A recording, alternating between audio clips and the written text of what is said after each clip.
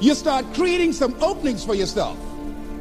As you begin to read that every day, day in and day out, that will make you focus.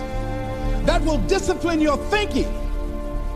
And you'll get all kind of creative ideas. As I talk to you right now, being involved in this immersion process, you're going to create some openings for yourself.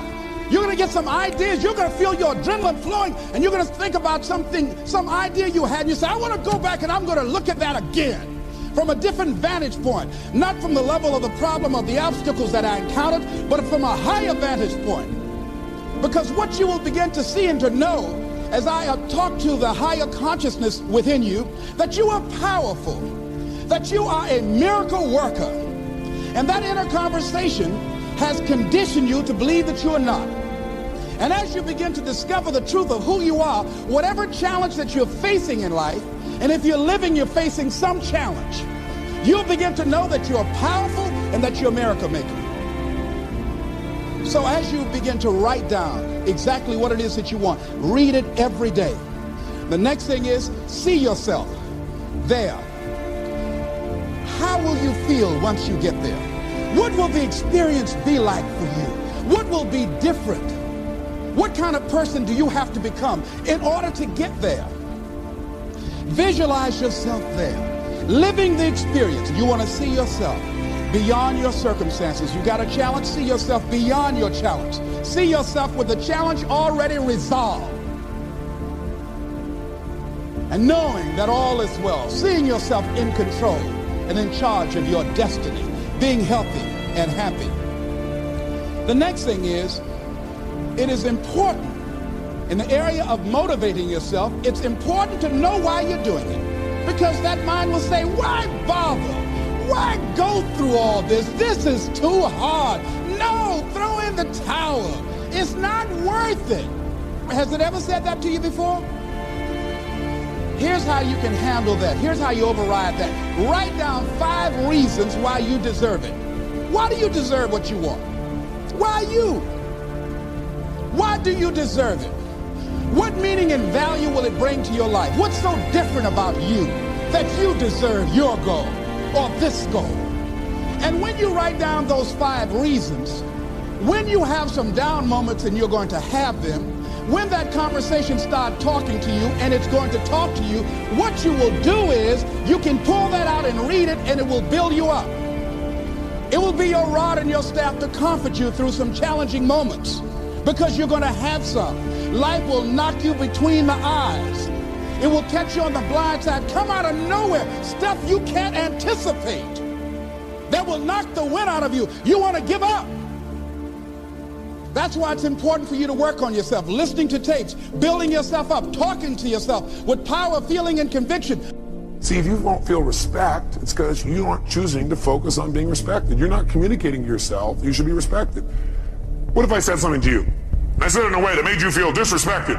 It made you feel disrespected, or you took what I said, managed to interpret it, represent to yourself, and communicate to yourself that my saying it in that tone of voice means I don't respect you, therefore you can't have these feelings.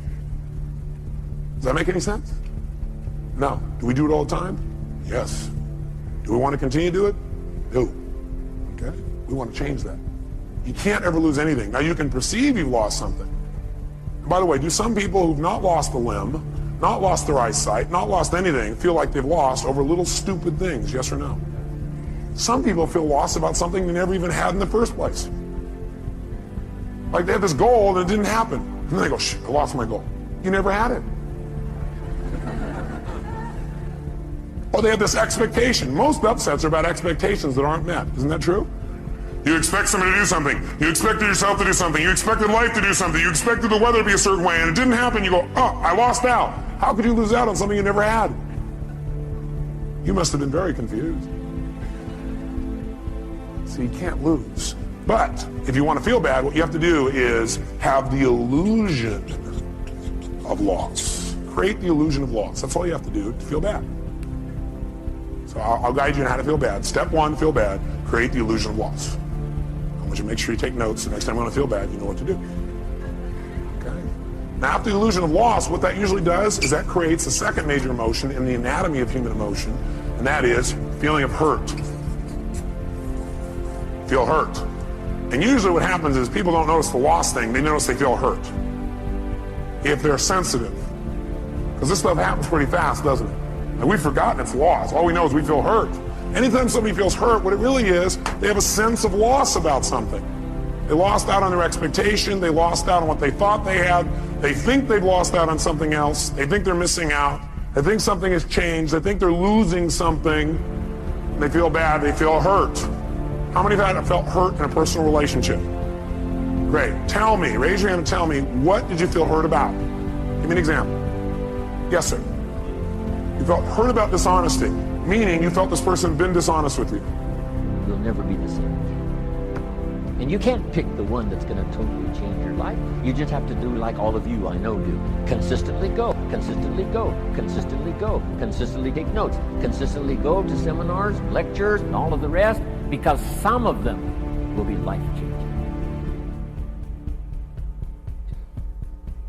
Maybe this one will be for some of you. The time is right, the words are right, the ideas are right, the moment is here.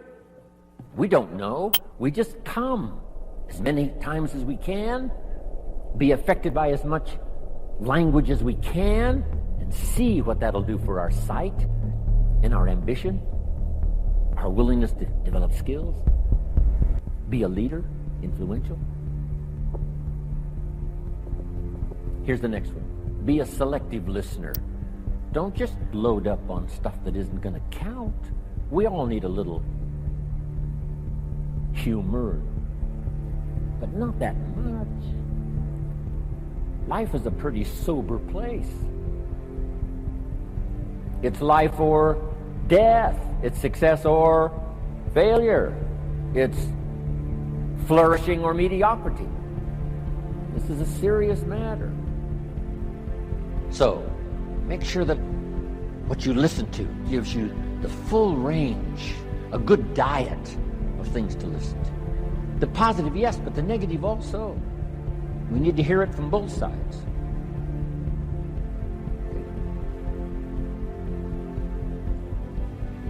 Years ago, I saw an advertisement once on Roseanne. Tune into Roseanne, white chicks talking trash. I thought, oh, America needs more of that.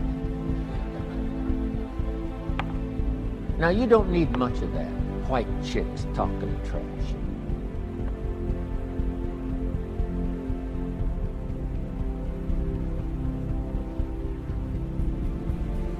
Here's a good note. This is a good one. My teacher taught me when I was 25, stand guard at the door of your mind. Stand guard at the door of your mind. And you decide what to listen to, what not to listen to. How much time to give to what.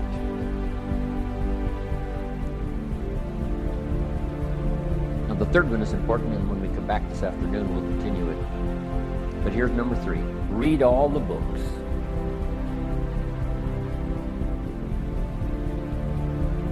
Now there's millions of books, so you can't read all the books. But here's what I mean by read all the books. Read all the books you need to read to make your fortune, become powerful, influential, healthy, prosperous, aware, bright, helpful, partnership,